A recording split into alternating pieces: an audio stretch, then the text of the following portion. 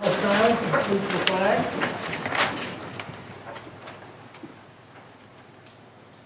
I pledge allegiance to the flag of the United States of America and to the republic for which it stands, one nation, under God, indivisible, with liberty and justice for all. Have a roll call, please. Mr. Capristo? Here. Councilwoman Cynthia? Ms. Griffin, absent. Mr. Francolino, absent. Mr. Hackett? Here. Mayor Mechanical? Here. Mr. Manger? Here. Mr. American? Here. Mrs. Eilenberger? Here. Mr. Clark? Here. Chairman Gibbert? Here. Pursuant to the requirements of New Jersey's Open Public Meetings Act, notice of this meeting was transmitted to the Co-Star and Asbury Park Press, newspapers, and posted on the borough's website, and the public notice bulletins were in the municipal building. At this time, I'd like to have a motion to approve the minutes of August 20th, if there are no questions. I'll make that motion. Is there a roll call? Mr. Hackett? Yes. Mayor Mechanical? Yes. Mr. Manger? Yes. Mr. American? Yes. Mrs. Eilenberger? Yes. Mr. Clark? Yes. Chairman Gibbert? Yes. Approved. All righty. We also have the Monmouth County, the correspondence and discussion, Monmouth County Hazard Mitigation Plan update. Chairman, that's supposed to be read. Would you like me to do it? Please do so. Okay. Monmouth County and its 53 municipalities have been working on the update of the Monmouth County Multi-Jurisdictional National Hazard Mitigation Plan since August of 2012. The draft of the updated plan is expected to be released in early fall. The first countywide plan was completed in 2009. The plan is a documented evaluation of the natural hazards to which a community is susceptible and the extent to which these events will occur. It identifies an area's vulnerability to the effects of natural hazards and the goals, objectives, and actions required to minimize future loss. Mitigation is preparation and planning now to reduce loss of life, property later by lessening the impacts of future disasters. This plan allows the county and the participating municipalities to apply for pre- and post-disaster mitigation grant funding through FEMA. The draft Monmouth County Multi-Jurisdictional Hazard Mitigation Plan will be available for review beginning October 17, 2014. Residents can review the draft plan for the county and its 53 municipalities by visiting www.monmouthsheriff.org. Click on the OEM icon and select Hazard Mitigation Plan. The end. Okay, the next is old business, the resolution on 2014-13. Resolution of the Planning Board of the Borough of Spring Lake Heights granting minor subdivision approval of variances. The applicant is M2K2 1900 Old Mill Road LLC. Do I have a motion? Mr. Chairman, the record should reflect that the resolution in full has been circulated to all board members and is incorporated all of any comments. I'll make a motion. Is there a second? Second. Roll call? Mr. Hackett? Yes. Mayor Mechanical? Yes. Mr. Manger? Yes. Mr. American? Yes. Mrs. Eilenberger? Yes. Mr. Clark? Yes. Chairman Gibbert? Yes. Motion passes. Okay. On to new business. Application 2014-06, Charles Stewart, Lake Drive, Block 73, Lot 4.02. Mr. Chairman, my attorney is running a little late, so Okay. he ran into some traffic. If you wouldn't mind just waiting a few minutes for her to get here, I'd appreciate it. All right, we'll wait for her to arrive. Went to the break. Well, Mr. Chairman, we could have one other thing that was in your package. Joe gave a letter. I don't think it was on package. Oh. Wait, give it up, we don't. Speak. Very quickly, just in case anybody sees some work being done, I guess it's on the, at 535 Old Mill Road. There's a municipally owned water tower that has some cell phone facilities on top. Your ordinance requires when companies co-locate, which is to add dishes, cell towers or modify their, where they put their equipment in their pad, the site plan approval, but recent legislation has preempted all local ordinances to that effect. Joe brought it to my attention, wanted me to double check it.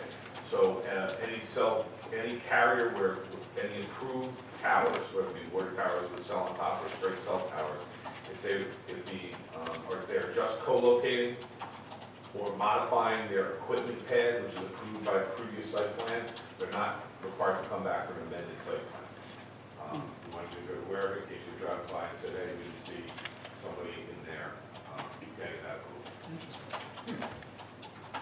And really what was happening, some municipalities were saying, no, it's not a site plan, some were, and the legislature put it out of our hands. Didn't we vote on something like that not too long ago? We just had AT&T and Verizon both. Right. Yeah. But I think they were just putting new equipment up, I don't think they were actually. But technically, they shouldn't have to be here. Right, interesting. Attorney Collins, could you just repeat as long as they're changing existing antennas and changing Well, an existing pad? If they're co-located, which is adding or subtracting the dishes that transmit on the top of the tower, or they are staying within their previously approved equipment pad, because usually they have a fenced-in, area that was where their equipment goes, they are not subject to site plan approval. Sure. This technology is improving so fast that quite frankly, they'll get an antenna up, and by the time it's done putting it up, it's on the That's top. true. So when we approved, I guess it was AT&T Well, I think it was the last one. going from 3G to 4G or something like that, they were changing it, so we won't have to, Correct. This application that the So they go from 4G to 6G, they don't come back. As long as they stay within, as long as they stay within the interior of that pad, they have to modify that area. Modify or go higher or something. Correct. Okay, then they do have to come. So initially, is someone paying us for the space on the tower? That's borough question. Just so you, we're currently reviewing our leases with all of the utilities that are on there now, and I know my administrator is working to look at the year end for the council, how we're going to renegotiate or renew those leases. Interesting. All right, well, seeing as the attorney isn't here as yet, should we take a 5-minute recess? Everybody relax. Mr. Chairman? Yes, sir. A couple of things I'd like to there's bring something up else, go ahead. before the end of the year, while I have everyone here. If possible, I'd like to maybe have some housekeeping items brought up at the last meeting, that we can perhaps make recommendations to the council for some ordinance changes, so if you folks see anything out there that you believe we need to address, one item which I know we're gonna have to address is emergency generators. Right now, our ordinance is a little vague on that subject. Also, I'd like to maybe. And what with respect to emergency generators? Currently now, they're prohibited in the setbacks.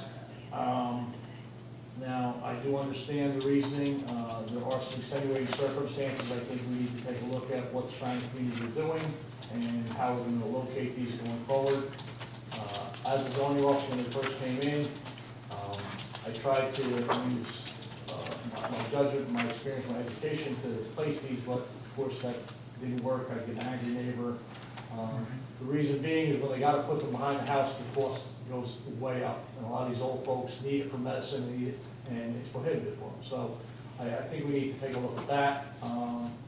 There's also an item I'd like to look at with driveway width relative to our driveway opening. We have a 16-foot driveway opening and a 20-foot driveway width, which seems to cause issues. Similarly, when we have a 2-foot offset on our driveway and a 5-foot offset for the garage, all these houses have that wiggle wag on the back, which I'm not quite sure if that serves a good purpose, because it tends to just accumulate trash behind the garages. So that may be something, just to talk about it. If the council has reasons, the board have reasons for doing what they did, that's fine. But it may be some things, and whatever you folks, I think it'd be a good time for year-end housekeeping to talk about any other ordinances or items which may be of interest. Currently, it's 5 feet setback on Correct. both sides of the garage. It used to be 10, Okay? and you had a bigger wiggle in the back there. Okay. Okay? But the idea behind going from 10 down to 5 is so those cars would be stored there. But what you are getting stored back there are boats and Ladders, bicycles, junk. paint cans. and junk. And actually, you'll always have junk stored behind the garage, but if The thinking might be to bring it down to the 2 foot so that you can be on the offset of the 2 foot in the apron on the And driveway. match the driveway. And it matches straight up to the garage, right? The only other concern I would have with that would be fire safety. Yeah. If someone else's garage went on fire and you're within 2 feet, you know, roofs would be even closer, Right. so that may be an issue. You know, we'd have to really just sort of weigh that as well. That's an issue unless you require that the garage be on the opposite side of the garage that's existing. Unless there's 2 garages, Then, yeah, if they're currently, then one has to be out of block. mhm. The new guy has to be out of block on that one side. And similarly, the other auxiliary, accessory structures such as sheds, these the Rubbermaid sheds, people bring them in, and they like to have a little more flexibility, this is what residents, they like a little more flexibility with the location. So that's just one thing that we talk about. Flexibility in trying to get it Setback. closer to the There's fence. a 5-foot setback as well, and for a shed. Unlike those sheds. Yeah. Yeah. So, that's one thing that we hear from people. Other items, once again, our front porch. You know, somebody that has their shed. The front porch is always an issue with the folks in town, and I know we've beaten that horse already, but that's just one that comes to question when I do zoning out. That's a tough one. I understand it's just something, and another item, we should maybe consider revisiting our half-story definition, be more consistent with the New Jersey building code definition.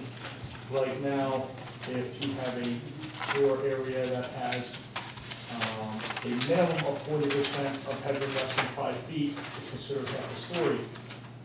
But if you want to play devil's advocate, you really have more than half a story because you can have 60% with greater than 5 feet. So in the New Jersey building code, it's 33%. It's only allowed to have headroom greater than 5 feet. So that really restricts these people from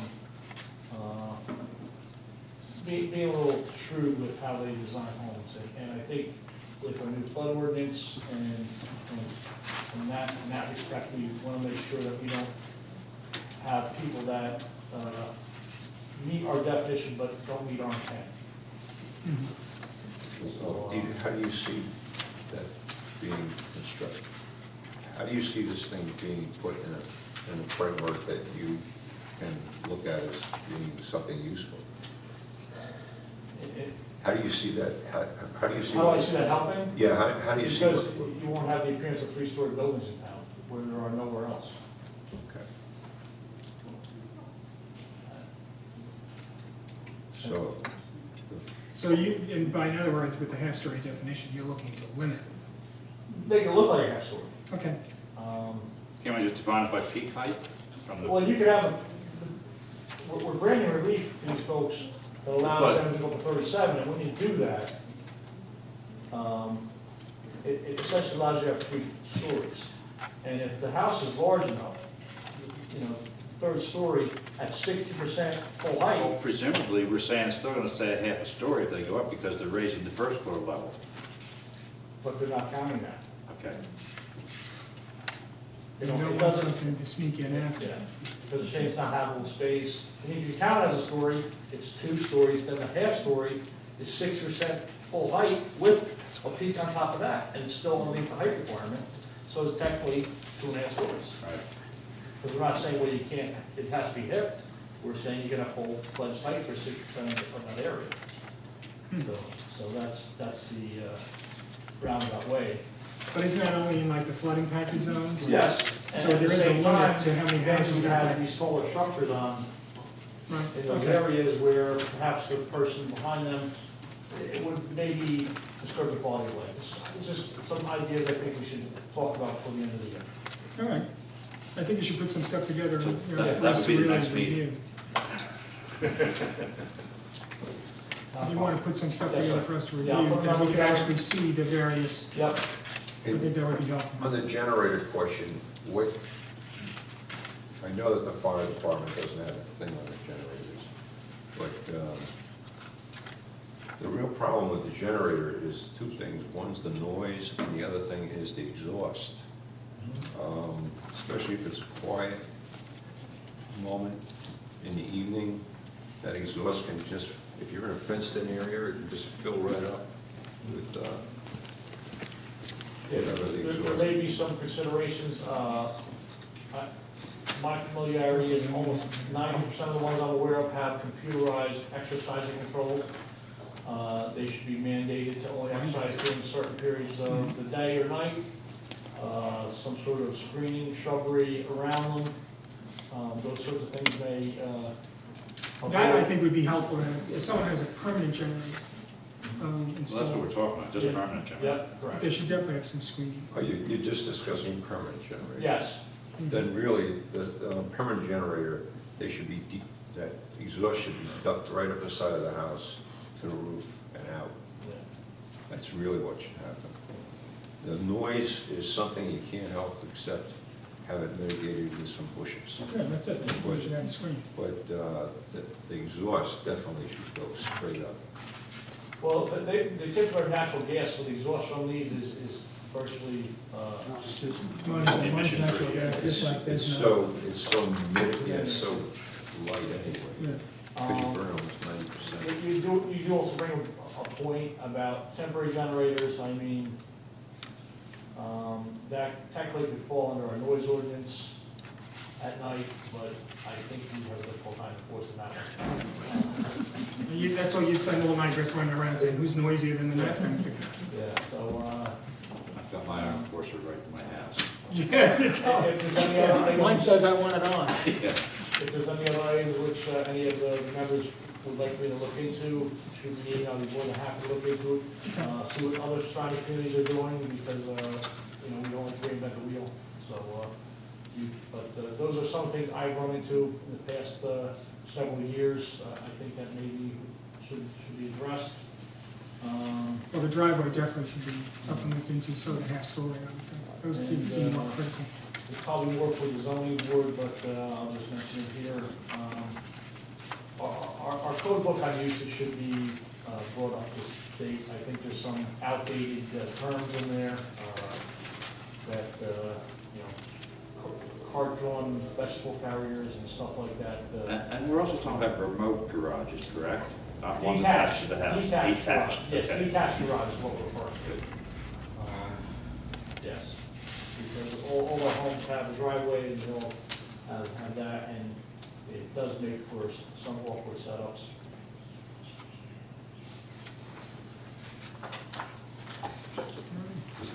Anything else? Thank you.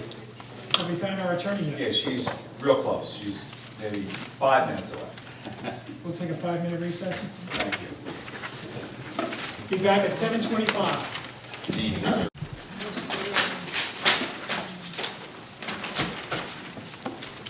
How close is she? Really, she's extremely close. She told me that she was on a layer a couple minutes ago, so I would think that she'd be in the parking lot by now, but I don't see her.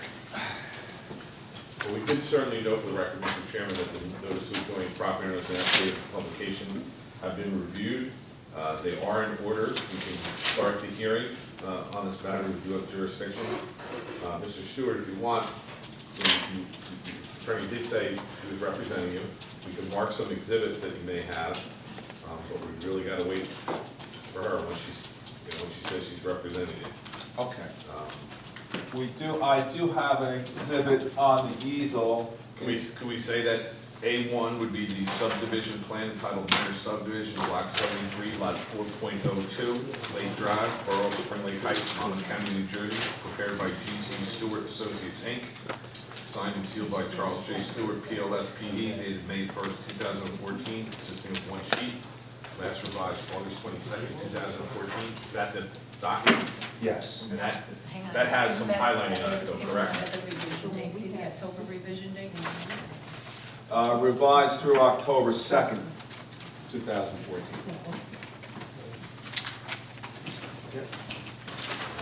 Yes. And that has some highlighting on it? It does. It's a colored version of the plan that was submitted to the board. Okay. So it just got some little coloring on it to highlight.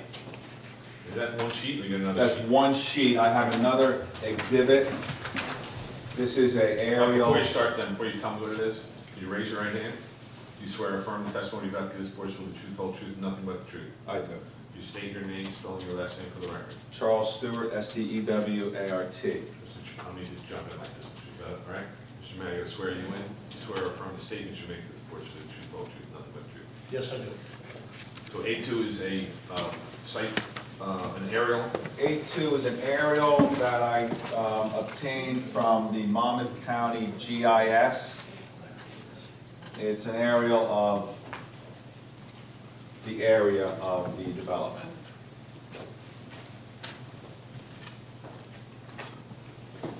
Where is the, Is it shown on, is it highlighted in any way? Is the area highlighted? It's not, it's located right in the center of the plan. It's, you have 71 is down the bisects the plan, and it's adjacent to the north branch of Rec Pond, block 73, lot 4.02.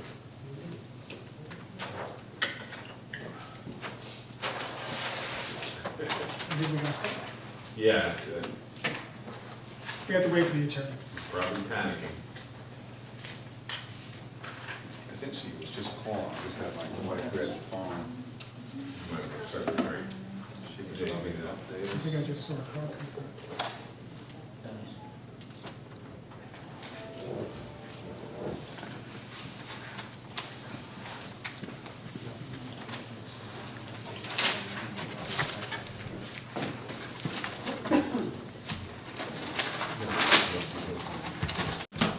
Okay. A2 is the aerial site. As I said, I swore him in, I swore Mr. May in, and I think we're ready for your case.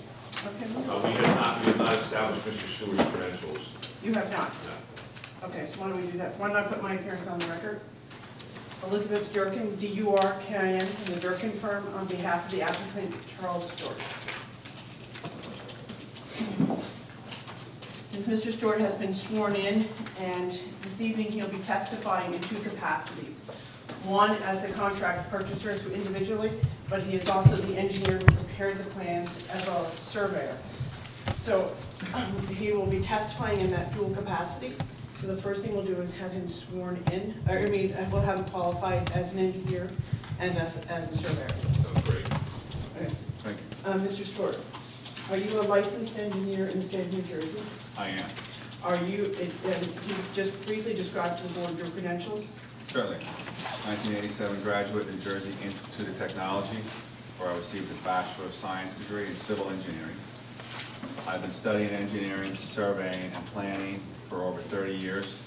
I'm Vice President of GC Stewart Associates, engineering consultant firm, and I am licensed as a professional engineer, a professional land surveyor, and a professional planner in the state of New Jersey. And have you testified as a professional engineer and as a land surveyor before other land use boards in the state of New Jersey? Many boards, many times, hundreds of times. Okay. And is your license as a professional engineer and as a surveyor still current? It is. Mr. Stewart, you prepared or supervised the preparation of plans upon which the applicant seeks approval? Yes, I did. I respectfully request that this board accept Mr. Stewart's qualification as a licensed engineer, as a licensed planner. As a licensed land surveyor. We also have with us this evening. Without seeing objection, it appears the board accepts. Accept the credentials. Thank you. In addition to Mr. Stewart testifying, Mr. Stewart, so you also have the planner this evening who will be testifying as well.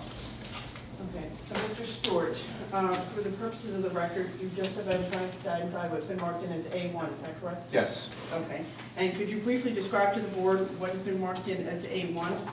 Yes, A1 is a colored version of the minor subdivision plan that was filed with the board. It is a plan that shows block 73, lot 4.02.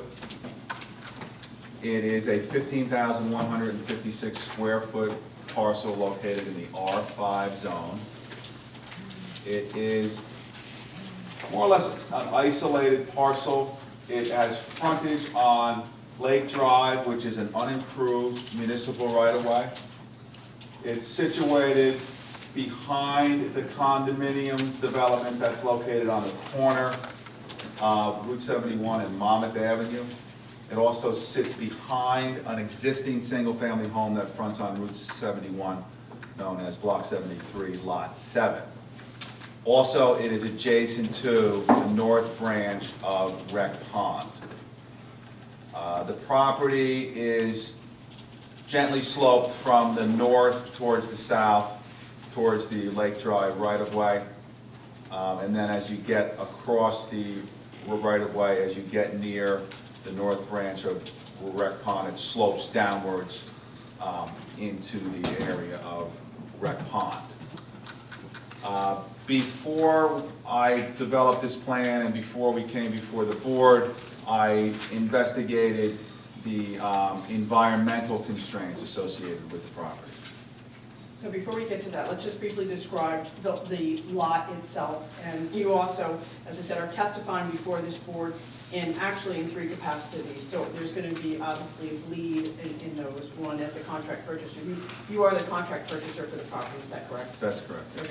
And also you are the surveyor who prepared the survey that's been submitted as part of the plans in front of this board? Yes. And as you testified, you're also the engineer who prepared the plans that are also submitted as part of the application before this board, correct? That's correct, yes. So before this board, you are seeking relief as a minor subdivision, correct? Yes, With certain variances? yes. And briefly, what are those variances? Variances are for minimum lot depth. The minimum lot depth required in the zone is 150 feet. The existing lot depth is 62.7 feet, and the proposed for Lot A, which is the westerly lot, is 73.2 feet, and for the easterly lot will be 110.32 feet. So obviously, when we look at the plans, we can see that this is a unique piece of property. Yes, it is. And one of the unique features is that it does not front a public right-of-way. Is that correct? That's correct. Okay. In your investigation, and I assume that you might want to give the board a little bit benefit of the investigation that you've done in order to prepare the plans, obviously you've been to the property, to review the title. Could you just briefly describe to the board what you have done in your investigations in preparing the plans? Yes, I researched the adjacent properties. I acquired existing surveys of the adjacent properties.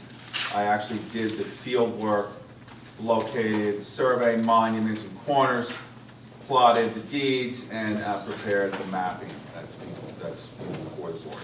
Okay, so you're obviously familiar with and have prepared the meets and bounds or legal description for the property that's subject of this application. Yes. And relative to your investigation, what did it reveal as to the access to this piece that in today's terms we would say it's landlocked? The access to the property is, when we first looked at the property, we came before the board informally and looked to come in through the municipal right-of-way off of 7th Avenue. And due to the fact that it was a small gravel roadway, and our discussions with the board informally was that they didn't really want us to come in that way because it would certainly adversely affect those existing homes that front in that area. And I heard through testimony, from people actually out on 7th Avenue when we were doing some survey work out there, that there's a parking problem that exists there. And the people that live in that area really didn't want us accessing the property from 7th Avenue. So we were told to seek an alternate route at that point.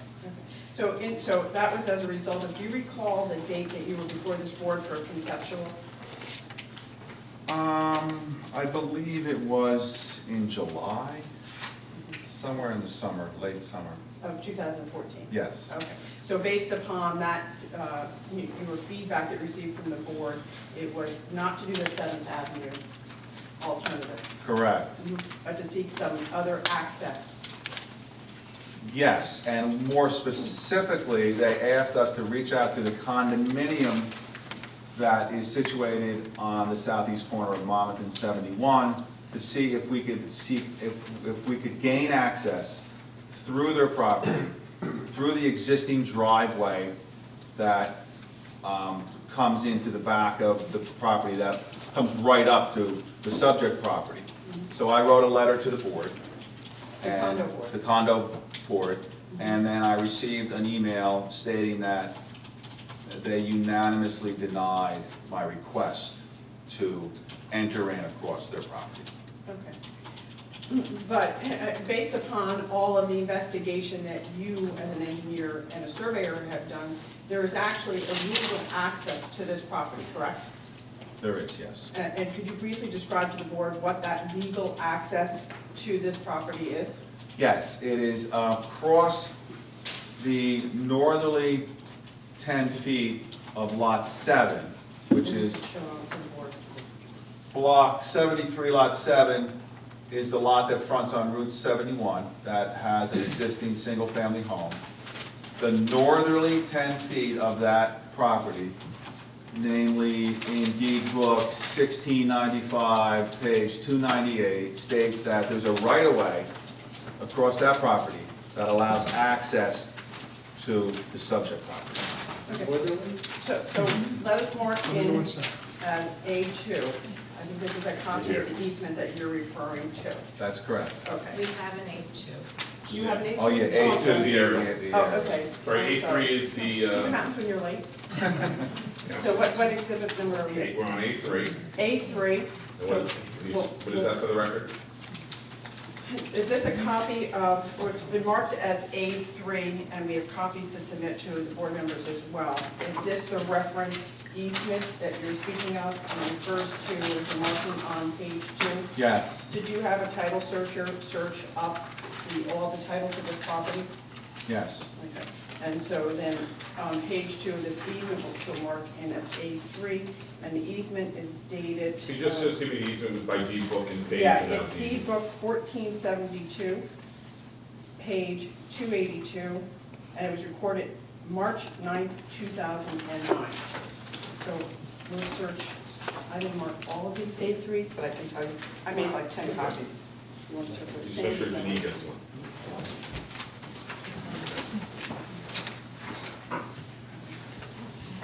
Jean, did you get a copy?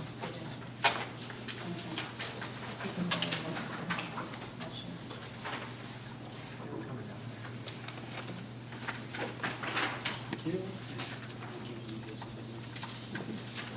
So we'll wait till the board members have a copy. I'll make some more. Do we not have enough? We should have enough. I made like 4 Yeah, we got it. I think it's 3/9/20, 1929, not 2009. Did I say 2009? Oh, I'm sorry, it's not, it's definitely It's 1929, I apologize.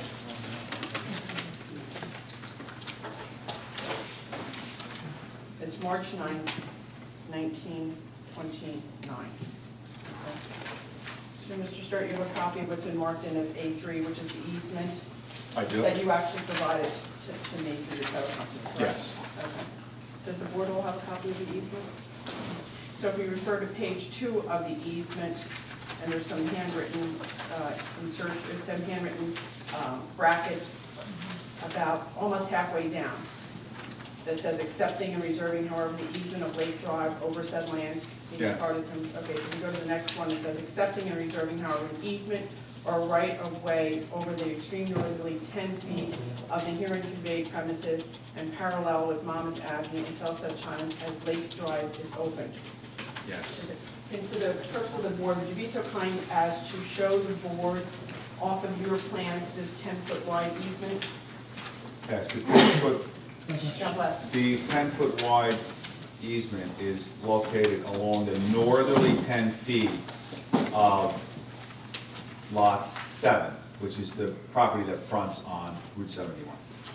So in actuality, if I could just give you up on that board for a second to show to the board, there is actually a legal access to the property that's in question, correct? Yes, And that's through that 10-foot wide easement. that's correct. Okay, so why haven't you used that access as opposed to the Lake Drive access? While this access is utilized by the homeowner's garage is that appendage that sticks off the home that's shown on the plan. And the driveway is located within the easement area. So it would certainly adversely impact that homeowner. If you were to utilize this easement, he would have nowhere, he had to park on his front lawn. So even though you have a legal access to this property, you thought that it would be more beneficial to that property owner if you came in through Lake Drive as a shared driveway? Yes. Okay, so if you could just briefly show the board the access to the proposed two lots that you have on your plans from Lake Drive. It's shown on the plan is, and it's kind of an irregular shaped right-of-way. It goes in off the Route 71, it jogs up to the north, and then it goes down across the property. So what we're proposing is a 15-foot wide driveway to access the property and then access the proposed lots. Okay, so and just so for the board's benefit, if this board were to grant the relief that you're seeking before them, which is the minor subdivision and the two variances, obviously any approval here would be conditioned upon you obtaining approval from the town itself, from the town council. Yes. For access over Lake Drive, and you're Yes. fully familiar with that? Yes. And I believe you've also written a letter to the town council. I have, yes. Okay, and also DOT approval off of Route 71? That's correct, yes. And have you contacted New Jersey Department of Transportation and the DOT? Yes, I regarding have. that access? Yes, I filed the plan and I've received correspondence. They are requesting some additional information. Okay, but you don't anticipate any difficulties? I do not know. But in terms this board is concerned, any approval will be conditioned upon you obtaining those approvals? Yes, So, for instance, this board could grant the minor subdivision, but if you don't obtain those approvals, you obviously cannot then construct the two homes there. yes. Okay. However, do you have a right to use the easement there? I do, yes. Okay. Relative to the minor subdivision, why not just put one home there? Why the two homes? Well, the property is a unique shape and it's configured so two lots actually set up nicely on the property. Also, the overall size of the property allows for two lots that meet the minimum lot area in the R5 zone. So did you investigate putting one home on the lot? I did. And approximately what size of a home would be permitted on the lot? In accordance with the zoning in the R5 zone, which allows a building coverage of 25%, you could put an approximately 7,000 square foot house on this property. So that's a huge house, correct? That's a very large house, yes. Okay. So if you were to put a 7,000 square foot home on that lot, in your opinion as an engineer, would that throw off the character and scheme of this neighborhood? I believe so, yeah, if you can see the size of the homes on the surrounding lots, and obviously a home of that magnitude would be certainly out of character for this area.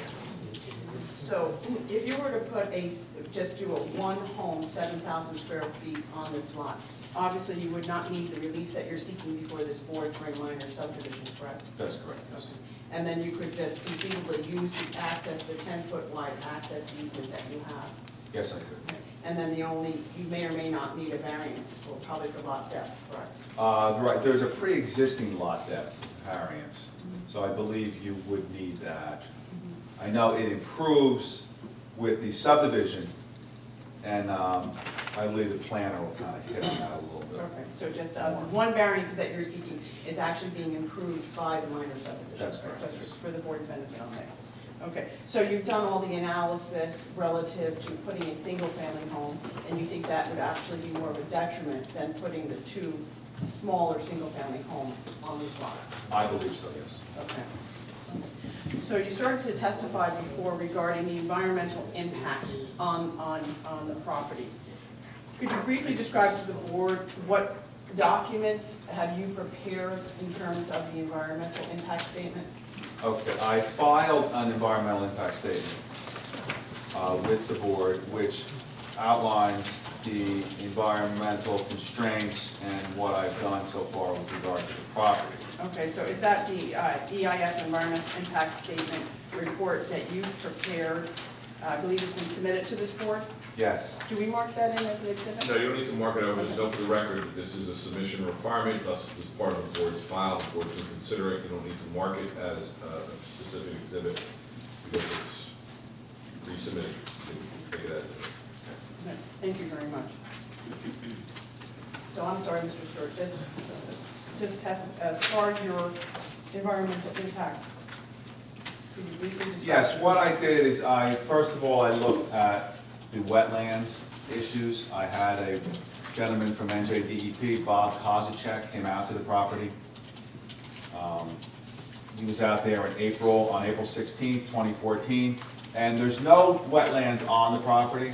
There is a small wetland area adjacent to Rec Pond, which has a transition area that just nips the property. That shaded area that's on the plan is a wetlands transition area. I've developed the property so we do not adversely impact that area. So we're staying out of there, so no transition area permitting or wetlands permitting is required. The next item is riparian zone. We're located on a water potty. According to NJDEP, every water potty has a riparian zone. I've shown on the plan that the riparian zone associated with this north branch of Rec Pond is 50 feet, and I show the line on the plan. It was submitted to the state, and I've received a letter from the state stating that the riparian zone that's shown on this plan is accurate. It's called a verification. So I have that, that's already been received. And I'm sorry, just for the boards, those are part of the environmental report. They're all that you the, put up. that's They're all in the report submitted. The other thing we had to look at is flood zone and flood hazard. The new flood mapping, which came out after Sandy, raised the flood elevation to elevation 10. And right on this property, right on this southeasterly quadrant of the property, is an area of elevation 10. So there is a small piece of flood hazard area that's located on this southeasterly corner of the property. The property has been developed, the proposal is shown not to impact that area, so no flood hazard permitting is required. So in terms of this, at least my review, the only report that you would still need from an environmental standpoint or from the DEP is a CAFRA. I need a CAFRA permit, I still need that, I've begun preparing the documents that would require that. The reason that I need a CAFRA permit is, one, we're located in a CAFRA's home, we are east of Route 71, and we're within 150 feet of a mean high water line. That's the criteria that requires me to get the permit.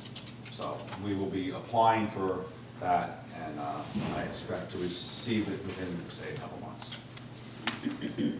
So it's to say that you took into consideration from an engineering standpoint, the location of the proposed dwellings and the detached garage and any other improvements like the driveway, so to minimize any impact on the wetlands or any environmentally sensitive areas. That's correct.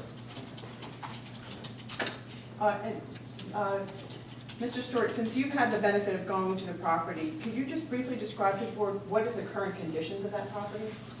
The property is a wooded property. It is become kind of a dumping ground. There's a lot of debris on the property, grass clippings, actually located right adjacent to Rec Pond within the municipal right-of-way area. There's a large piles of debris, concrete piled up. It's really unsightly. I was actually told that the person that lived in this home on 71 years ago was a mason, and he would come home at night and he would just dump in the back here, and it's just piles of broken concrete and debris. So it's unsightly, it's overgrown, and generally not in great shape. So again, developing this will be purely a benefit to the community. I believe so, yes. And certainly to the surrounding neighbors. Yes. Because it will beautify it, so it won't be a dumping ground anymore. Yes. Is that correct? Yes. Okay.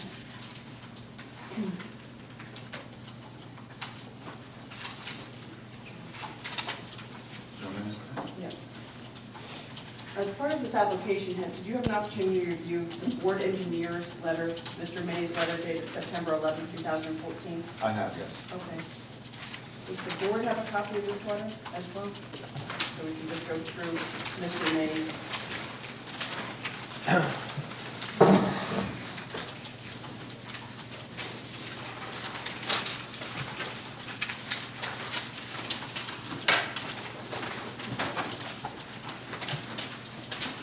So obviously, in the first few pages, it's just setting forth the facts relative to the application that you've already testified to and that's been submitted to the board, correct? Yes. Okay. So if we go to really, it's the second, what's been marked number 2 of the report that goes into the site plan and survey review. Yes. 2.1, the applicant should discuss all the intended development proposed with the application. You've done that so far, correct? Yes. Okay, so it's a single-family home with detached garage in each of the proposed lots. Yes. 2.2, please discuss how emergency vehicles will access the site. The payment width and construction should be designed to support all emergency fire and rescue vehicles. Okay, any emergency access to the property will be through the proposed driveway that I have shown on the plan. They certainly can adequately make turns onto the property and access the property. The construction will be constructed so that it supports emergency fire and rescue equipment. Just on this issue, this is the issue that the board has to find. Have you determined that emergency vehicles, 50 feet is a sufficient width, and any turning radiuses would not impede the flow of emergency vehicles towards the building? Obviously, they're not going to park next to it because it's burning in place. Exactly. No, the way the entrance is designed with the 12-foot radiuses on the curb and the 15-foot wide width, it is suitable for emergency access.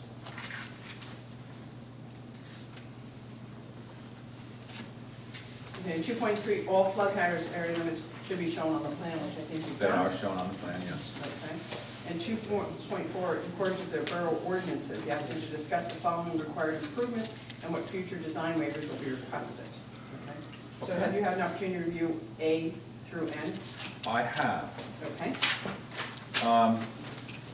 Street pavement will meet municipal requirements. We would certainly provide street signs. Concrete curb is going to be determined by NJPOT. I show concrete curb at the entrance. I do not show curbing throughout the site, and that is to allow for sheet flow across the property for better overall filtration before the water gets into the adjacent water body. Survey monuments, there are survey corners on the property now. Not all of them have corners, but there is monumentation. If any monumentation is required with regard to the subdivision, I will certainly provide that. Sanitary sewer, there is an existing sanitary sewer line that runs through the property. The sewer comes down 71, and then it runs down the municipal Lake Drive right-of-way, and then continues on down to the pumping station at the Public Works Department. My intention is to tie into that sewer line that runs across the front of the property. Water main will be accessed from Route 71. There's a main right adjacent to the curb on my side of the road. We would tap into the water main and run services into the proposed homes. Storm drain, as I stated, the property slopes towards Rec Pond. Also, the adjacent condo property and parking lot drain directly onto this property. I will provide a way to collect that runoff from the condo property I will put it into seepage pits or underground filtration, and also treat, so I'm actually treating off-site water, as well as I will provide stormwater treatment and seepage pits for the proposed homes that we're proposing to construct on the property. Just to confirm that if you were granted an approval, you would accept the condition that you would submit a proposed infiltration system to the engineer for approval, is that correct? Yes, that's correct. Okay. Sorry. Concrete sidewalk, there's an existing sidewalk on Route 71. We do not propose sidewalks to come on to this property. Shade trees, we propose to plant a lot of trees on this property around the perimeter. So I believe we're going to certainly landscape the property sufficiently. Paved off-street parking, we have access to the driveways. There will be parking in the garages as well as available parking in front of the garages. Concrete driveway aprons and between curb and sidewalk. We are proposing a concrete apron at the access from Route 71. Street lighting, we're not proposing street lighting. This is more of a driveway, private driveway, and we will have lighting on the proposed homes and not street lighting. Garbage and refuse collection, I understand that you have individual garbage collection for your residents. Correct. They would have easy access to these homes. They could just pull in and the garbage would be located somewhere in the front by the garages, and they would have easy access for that, as well as the next item for recycling. The next is relative, I believe you just testified to the infiltration system. Yes, we would definitely agree to treat the runoff from our property as well as from the adjacent condominium property. And a condition of any approval this board might be granted is, just as the board attorney just testified, or asked you about, that a proposed plan you would submit to the board engineer for approval. Yes. So we are into 2.5. 2.5, the applicant should provide a refuse area on the plan, which I just discussed. Should the board eliminate rear yard pickup, the applicant should discuss how trash removal will be addressed. I would say if they eliminate it, the trash would be brought curbside out to Route 71.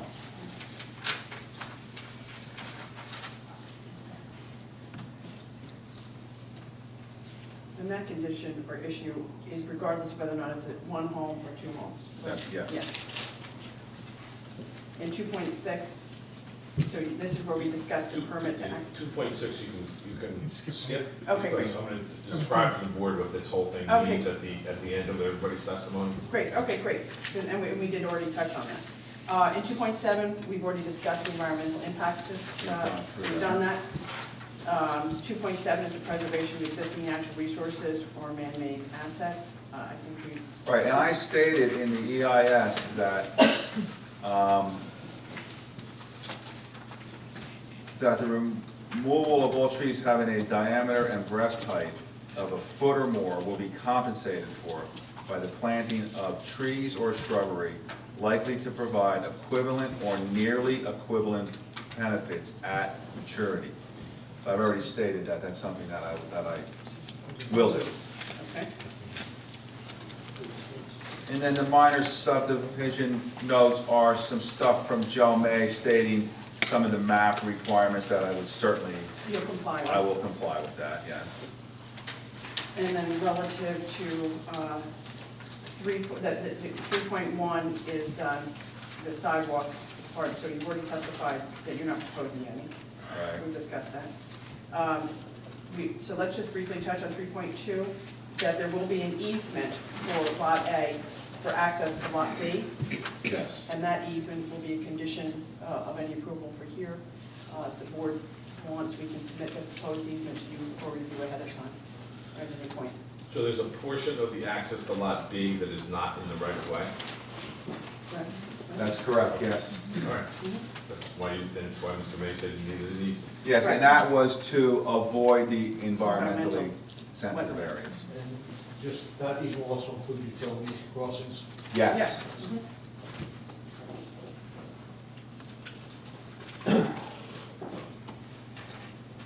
Well, so it would include, if the board approves it, utilities, maintenance requirements, restoration requirements, so Yes. the whole panoply of issues among neighbors. The utilities, I've actually added to the plan since this memorandum. I show the water and the sewer connections shown on the plan, as well as the proposed stormwater pits. Okay, and then, In 3.4, the applicant should discuss all proposed improvements. The plans do not indicate entrance walks, fencing, landscaping, sheds. I will state that we will not seek any relief for building coverage or impervious coverage. Any change to the plan showing sidewalks, we will not go over the requirements in the R5 for building coverage or impervious. And that note, 3.5, that note was added to the plan. It's in the upper left-hand corner. It says map note. It basically says that any changes would be reviewed and approved by the engineering department. and we already done, touched on 3.6. And then 3.7, since this is a minor subdivision, you can perfect it with recording of deeds, so obviously, if the board grants the relief, the board will obviously approve the We would do deeds. that, yes. Yep, And of course, 3.8, we would. that we comply with the payment of the invoice.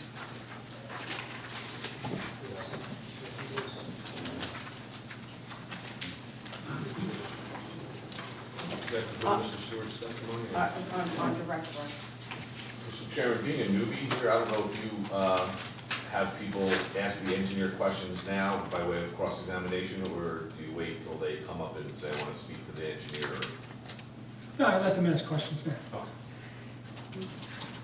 So typically what I'm used to, I've not had the pleasure of being before this board, is that the board, if they have any questions of the witness, we ask questions, and then the public comes up and is that how this You board? can do that, or sometimes the board waits to hear their questions, and Right. maybe Okay. some of them are answered. I'd like to hear their questions first. Oh, okay. I have a question. 2.4-C, which is the concrete curves. I think in our preliminary discussions, we had thought that perhaps having a curve along the southern part of this road would prevent any erosion from coming down over the edge of the. I believe we did talk about that, and what I think is a good idea is to define that edge and not to have a problem like you're talking about, is to have a flush curve. A flush curve is a stabilized edge, but it also allows sheet flow across the pavement and not have to have concentrated flow where you would need inlets. So that would be something that I would have no problem with that. So if we did have inlets on there, it would be inlet to go where? Well, that's part of the problem. You start concentrating the flow, when you have the pavement just sheet flow off, it just sheet flows along the whole edge. Okay. And the way the property's graded, it really sets up for that type of flow. So on the north side, how is that handled? Is there a crown in this road? No, it's actually, it's tilted from north to south. It's. It will be tilted? Yeah, slightly, Okay. yeah. So we'll go with no crown and a sheet curve. Once the water goes over the sheet curve, it doesn't carve out the side of the hill? Not really. We could request if the board wishes to include some landscape stone, some sort of shoulder, which would also stabilize that area. If I recall correctly, it was, we reviewed this informally with the assistance of the environmental committee. We were in favor, A, of paving it to minimize that soil removal or runoff into Black Creek. So by adding perhaps with a stone edge, we could accomplish to belts and suspenders along the mountable curb or a crest curb, so to speak, to hold the pavement edge. We would be able to accomplish, I believe, all the intended goals. Okay. Make that stone as a berm type thing, or? We could, supposed to do that. It could slow down the flow then, yeah. Any other questions? I have a question. Eileen? On the, with the drainage, you were saying you're gonna have all the runoff, you have a seepage pit or something. Does that also include the roof runoff? Yes, it does. They all go into the same Everything goes in there. system? Is Lake Drive a driveway, or is this going to be a public road? That was my question, is where Why public don't I driveway. address that issue now, because I'm sure the board members are looking at it. Yeah. I guess you don't have history of these type of things. There is a public right-of-way that is what we call a paper street, meaning that it is a right-of-way owned by, or held by the borough in the favor of the public to permit future expansion of your infrastructure. What the applicant is proposing is, rather than improving that road for access to this property, they are proposing a private driveway, meaning that it would not be a public driveway, meaning the borough would not be responsible to maintain, insure, etc. The borough owns the property that. Well, the borough doesn't own the property, they own a right-of-way over the land. Who owns the property right as you enter from Well, 71? when you say own, it's for that, and be very careful. The public has the right, the borough has the right to allow people access along that road. But whose property is it? You don't know unless it was vacated, then it reverts to whoever owned it before the right-of-way was dedicated. So nobody owns, there's no private individual that controls that, the borough controls that. I guess that's the best way to That's what describe I it. was. I think that's what he's trying to get to. Who So the controls borough it? describes it. So the borough, so why I'm gonna tell the board that that we don't need to spend a lot of time on the way this is being accessed, is that the decision whether or not a driveway, a private driveway gets to put in the right of way is the borough's, it's not us. For example, the issue of whether or not that 10-foot easement is a proper access or not a proper access is not for us to decide. The applicant decides what his or her proposal is on the way they're going to access the property. And just like the DEP determines where the wetlands are, the issue of whether or not a private driveway will be permitted in that right of way, or the applicant will improve it to a public street and make the town do it, is something we're not gonna get, we're not involved in this thing. Okay, but if this is a private driveway, so our fire engines are gonna be able to turn around in there? Yes. They'll be able to pull in and they'll have to back out. They will not turn around. And then also, I guess, then we're not pushing for sidewalks along there, because that's just a private drive then. Well, that would be, that, if the borough wanted, said, we're not giving you a driveway without putting a sidewalk on, that's then the borough. Oh, we had made a big deal, I think I was the only one that voted against, this whole forcing people to put driveways in, sidewalks in, last year. But still, if they're doing this, then wouldn't we have to force them? But this is a private drive, so we wouldn't. Correct. I mean, Which means then the garbage has to be put out on Highway 71? If you are not doing home pickup. In other words, right now, they would go in on the small trucks, the small golf carts that they use now, and pick up their refuse at the house. If the borough changed that you had to go to the curb, then they would have to put it out by 71. But at the present time, they would not have to do that. I think just to anticipate, and I don't want you to make the decision, but to anticipate what an applicant does, and Spring Lake hasn't seen a lot of this, is the applicant's gonna go to the borough council, or may have already went there, and say, you have a public right of way, I don't wanna make it a street, so you have to take care of it, will you allow me to have a driveway and I will take care of it? You don't have to plow it, you don't have to build it, you don't have to do it. Otherwise, it's a public right of way, depending on value, and they want to build a street there. And many towns say, we don't want more street to plow, it's your driveway, your problem. You know, that's usually the way things go, but I can't speak for the council, but that's the way the applicant presents it. We can't speak for the council either. Right, and that's why we're not gonna spend, I would suggest to the board, you know, we're not gonna spend a lot of time on the access issue other